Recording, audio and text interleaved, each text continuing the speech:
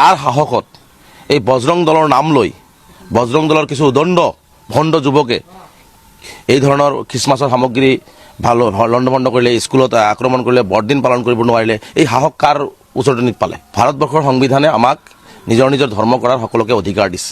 গতিকে ইয়াত কোনেও কাৰো ধৰ্ম কৰাত বাধা আৰোপ কৰিব নোৱাৰে। মুখ্যমন্ত্ৰী ডাঙৰীয়াই আচলতে এনেকুৱা ধৰণৰ এটা অশান্তি বিচাৰি আছে নেকি? বিজেপি দলে আচলতে ভাতৃত্ববোধ সমন্বয়েৰে আমি যি জীয়াই আছোঁ সেইটো নষ্ট কৰাটো তেওঁলোকে বিচাৰি আছে নেকি? নলবাৰী জিলাত ইয়াৰ আগতো দেখিছোঁ যে শ্ৰমিকৰ ওপৰত নিৰ্মমভাৱে আক্ৰমণ কৰা হৈছে, শ্ৰমিকৰ ওপৰত অত্যাচাৰ চলোৱা হৈছে। তাৰ পিছতো নলবাৰী জিলা আয়ুক্ত, নলবাৰী জিলা আৰক্ষী অধীক্ষকগৰাকীয়ে আচলতে এইসকল ভণ্ড নেতাৰ ওচৰত আঁঠু লৈছে নেকি? নলবাৰীৰ পৰা আজি মুখ্যমন্ত্ৰী, নলবাৰীৰ পৰা বিজেপিৰ সভাপতি, নলবাৰীৰ পৰা সকলোৱে আজি নেতৃত্ব দি আছে। আজি নলবাৰী জিলাত এই ধৰণে পবিত্ৰ বৰদিনৰ খ্ৰীষ্টমাছৰ সামগ্ৰী ভাঙচুৰ কৰা, ধৰ্ম পালন কৰিব নোৱাৰা শ্ৰমিকৰ ওপৰত নলবাৰীত আক্ৰমণ কৰাৰ পিছত কিয় তেওঁলোকৰ ওপৰত ব্যৱস্থা গ্ৰহণ কৰিব নোৱাৰে? অতি দুৰ্ভাগ্যজনক যে পবিত্ৰ বৰদিনৰ খ্ৰীষ্টমাছৰ সামগ্ৰী যোৱাকালি দেখিছোঁ নলবাৰীত বজৰং দলৰ নামৰে উদ্ভণ্ড কিছু যুৱকে যি ধৰণে ভাঙচুৰ কৰিছে, যি ধৰণে কথা বতৰাবিলাক কৈছে, স্কুলত গৈ বৰদিন পালন কৰিব লগা স্কুলত গৈ তাতে আক্ৰমণ কৰা দেখিবলৈ পোৱা গৈছে। এই কাৰ্যটোক আমি তীব্ৰভাৱে নিন্দা কৰিছোঁ, গৰিহণা দিছোঁ। কাৰণ ভাৰতবৰ্ষৰ সংবিধানে আমাক নিজৰ নিজৰ ধৰ্ম কৰাৰ সকলোকে অধিকাৰ দিছে। গতিকে ইয়াত কোনেও কাৰো ধৰ্ম কৰাত বাধা আৰোপ কৰিব নোৱাৰে।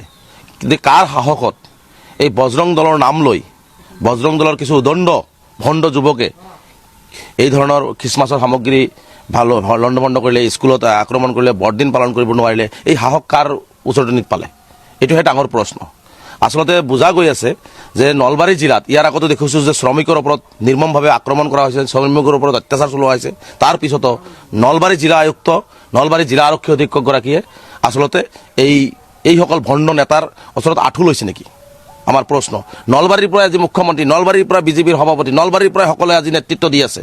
আজি নলবাৰী জিলাত এই ধৰণে পবিত্ৰ বৰদিনৰ খ্ৰীষ্টমাছৰ সামগ্ৰী ভাঙচুৰ কৰা, ধৰ্ম পালন কৰিব নোৱাৰা শ্ৰমিকৰ ওপৰত নলবাৰীত আক্ৰমণ কৰাৰ পিছত কিয় তেওঁলোকৰ ওপৰত ব্যৱস্থা গ্ৰহণ কৰিব নোৱাৰে? আচলতে বুজা গৈছে যে মুখ্যমন্ত্ৰী ডাঙৰীয়াই আচলতে এনেকুৱা ধৰণৰ এটা অশান্তি বিচাৰি আছে নেকি? বিজেপি দলে আচলতে ভাতৃত্ববোধ সমন্বয়েৰে আমি যি জীয়াই আছোঁ সেইটো নষ্ট কৰাটো তেওঁলোকে বিচাৰি আছে নেকি? গতিকে যদি বিচাৰি থকা নাই তেনেহ'লে তেওঁলোকৰ ওপৰত ব্যৱস্থা গ্ৰহণ কৰাৰ সাহস কিয় চৰকাৰৰ নাই? কিয় মুখ্যমন্ত্ৰী, গৃহ বিভাগৰ পুলিচত নাই? কিয় মুখ্যমন্ত্ৰীৰ নাই? গতিকে এইটো অতি গৰিহণাৰ যোগ্য, নিন্দনীয়।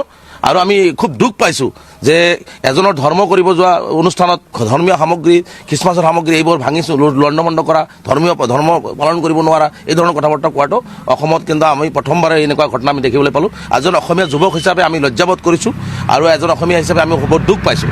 গতিকে আমি সকলোৰে লগত সমিল মিলেৰে, অসমত বিভিন্ন জাতি জনগোষ্ঠী, বিভিন্ন ধৰ্মাৱলম্বী লোক আছে, আমি সকলোৰে লগত সমিল মিলেৰে অসমখন আগুৱাই লৈ যাব লাগিব আৰু যোনে যি ধৰ্ম পালন কৰে সেই ধৰ্ম পালন কৰি থাকিব। গতিকে ইয়াত কোনো ধৰণৰ বাধা আৰোপ কৰিম। আজি সংখ্যালঘু হোৱাৰ বাবেই, আজি খ্ৰীষ্টান ভাইসকলে যে সংখ্যালঘু হোৱাৰ বাবে যদি এই ধৰণৰ আক্ৰমণ, তেওঁলোকৰ ওপৰত যদি অত্যাচাৰ চলোৱা হয়, এইটো কোনো পদ্ধতি মানি ল'ব নোৱাৰি। গতিকে মুখ্যমন্ত্ৰী ডাঙৰীয়াই ইমিডিয়েট নলবাৰী জিলা আৰক্ষী অধীক্ষক বা জিলা আয়ুক্তগৰাকী কিয় এই ধৰণৰ এই ভণ্ড নেতাবিলাকৰ বিৰুদ্ধে ব্যৱস্থা লোৱা নাই, তাৰ কৈফত তলব কৰিব লাগে আৰু মুখ্যমন্ত্ৰী ইয়াৰ বিৰুদ্ধে ব্যৱস্থা গ্ৰহণ কৰিব লাগে আৰু সকলোকে নিজৰ নিজৰ ধৰ্ম কৰাৰ ক্ষেত্ৰত যাতে কোনো বাধা আৰোপ কৰিব নোৱাৰে তাৰ কাৰণে যি ধৰণে ব্যৱস্থা গ্ৰহণ কৰিব লাগে তাৰ ব্যৱস্থা গ্ৰহণ কৰিবৰ কাৰণে মুখ্যমন্ত্ৰীক আহ্বান জনাইছোঁ। গতিকে আমি অসমবাসী ৰাইজক আহ্বান জনাইছোঁ, আহক আমি সকলোৱে মিলিজুলি আমি শান্তি সম্প্ৰীতি ভাতৃত্ববোধ আৰু ঐক্য আমি স্থাপন কৰোঁ। আমি ইয়াত শংকৰদেৱ আজান ফকীৰ গুৰুজনা, মাধৱদেৱ গুৰুজনা এইখন বৰ অসম। গতিকে এইখন অসমত আমি এনেকুৱা ধৰণৰ হিংসা বিদ্বেষ, এজনে আনজনক ঘৃণা কৰা, ধৰ্মক ঘৃণা কৰা এই ধৰণৰ পৰিৱেশৰ পৰা ওলাই আহি আৰু যিসকলে এই ধৰণৰ কামবিলাক কৰিছে তাৰ বিৰুদ্ধে আমি প্ৰতিবাদ সাব্যস্ত কৰোঁ।